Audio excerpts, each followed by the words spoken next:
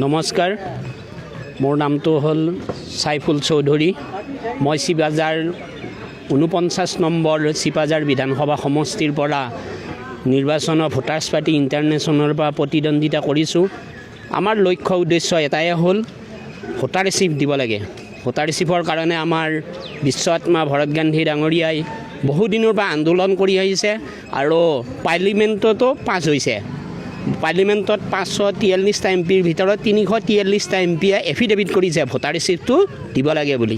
তাৰপিছত আমি কংগ্ৰেছ বিজেপি সকলোকে কৈছিলোঁ, কিন্তু তেওঁলোকে কিন্তু কোনো ধৰণৰ আজিলৈ কোনো অসম বিধানসভাতে হওক বা হেৰিতে হওক কোনো পাৰ্লিমেণ্টত আলোচনা নকৰিলে, এই প্ৰশ্নটো উত্থাপন নকৰিলে।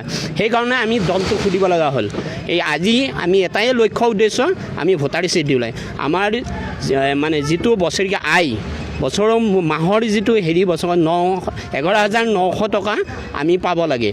এই মাহিলী পাব লাগে প্ৰতিজন নাগৰিকৰ নামত।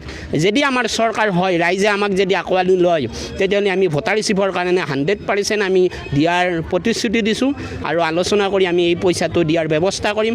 যদি বিধানসভাত জিকি যাব পাৰোঁ, যদি ওপৰৱালাই জিকাই দিয়ে, তেনেহ'লে প্ৰথম প্ৰশ্নই হ'ব আমাৰ ভোটাৰ ৰিচিপ্ট দিব লাগে। সকলো নাগৰিকে পাব লাগে, চাকৰি কৰাই হওক, ব্যৱসায়ীকাৰীয়ে হওক, সেইটো ভোটাৰ অধিকাৰটো দিব লাগে। ভোটৰ মূল্য আছে, আমি ৰাজহকৰ যিটো সেই পইচাটো তাৰ পৰা হ'ব আৰু অসম বিধানসভাত আমাৰ এই প্ৰশ্নটো উত্থাপন কৰিম। প্ৰতিদ্বন্দ্বিতা বুলি এতিয়া ক'ব নাযাওঁ, কিন্তু আমাৰ বহুত আছে কেণ্ডিডেট, কংগ্ৰেছৰো দিছে, বিজেপিৰো দিছে। চাই লওঁ আমাক ৰাইজে কি বুলি গ্ৰহণ কৰে। আমাৰ ভোটাৰ ৰিচিপ্টৰ বহুত কৰ্মী আছে আৰু ৰাইজো আছে, ৰাইজে আমাক ছাপোৰ্ট দিছে।